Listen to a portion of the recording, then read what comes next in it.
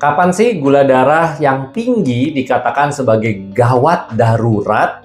Yuk, 1 menit belajar diabetes bersama saya, Dr. Reynaldo, spesialis penyakit dalam. Ada dua kondisi gula darah tinggi, di atas 200 ya maksudnya ya, yang dikatakan gawat dan darurat. Yang pertama adalah ketoasidosis diabetikum, dan yang kedua adalah hyperglycemic hyperosmolar state, atau disingkat HHS. Bedanya di mana? Jadi untuk diagnosisnya ya, pasien dengan KAD atau ketoasidosis diabetikum itu gulanya di atas 200, bahkan sering di atas 250. Lalu kondisinya tuh biasanya gejalanya nyeri perut, muntah-muntah, haus mulu, kencing mulu ya. Bahkan kalau kondisinya lebih parah, sudah terjadi asidosis yang signifikan alias darahnya menjadi asam, pH-nya turun gitu ya.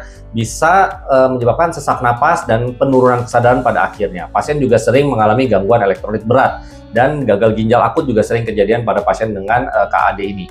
Nah, untuk diagnostiknya selain gula harus tinggi di atas 200, juga nanti akan diperiksa keton di darah dan juga keton di urin. Karena ya namanya ketoasidosis, harus ada keton hasil pemecahan lemak karena pasiennya mengalami yang namanya defisiensi alias kekurangan insulin absolut. Nah, ini penyebabnya bisa karena stres metabolik macam-macam, entah pasiennya mengalami infeksi atau mengalami serangan jantung, atau sebelumnya dia memang butuh insulin dosis tinggi, tiba-tiba insulinnya habis, dia nggak suntik, sering tuh mengalami ketoasidosis. Apalagi kalau pasiennya yang memang wajib terapi insulin seperti penderita diabetes tipe 1. Itu untuk ketoasidosis ya. Jadi terapinya otomatis mengkoreksi cairan dengan pemberian infus, lalu pemberian insulin untuk menghilangkan keton, dan juga koreksi asam basa dan gangguan elektrolit. Serta mengatasi apapun pencetus stres metaboliknya. Infeksi ya dikasih antibiotik misalnya, kalau misalnya serangan jantung ya tentu dikonsul ke dokter jantung untuk tata laksana atau pasang ring misalnya. Kondisi yang kedua yaitu HHS, gejalanya sama, gula tinggi. Nah ini bahkan gulanya jauh lebih ekstrim ya tingginya ya, seringkali itu di atas 600.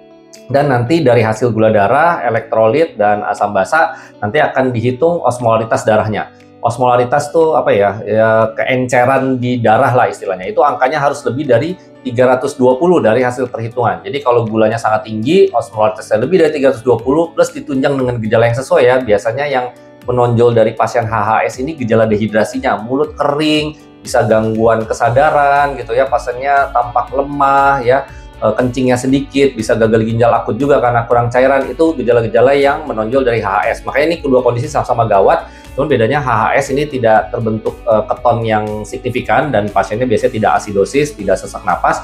Tapi kalau misalnya ketoasidosis, dia selain gulanya naik, dia ada keton dan juga asidosis alias pH darahnya menjadi lebih asam. Makanya meskipun gula tinggi dan nggak ada keluhan, tetap jangan dibiarkan terlalu lama, segera atasi dan jangan sampai kena stres metabolik tambahan sehingga tercetus kegawat daruratan diabetes yang tadi. Semoga bisa paham. Bila ada pertanyaan lanjutan, langsung aja komen di bawah.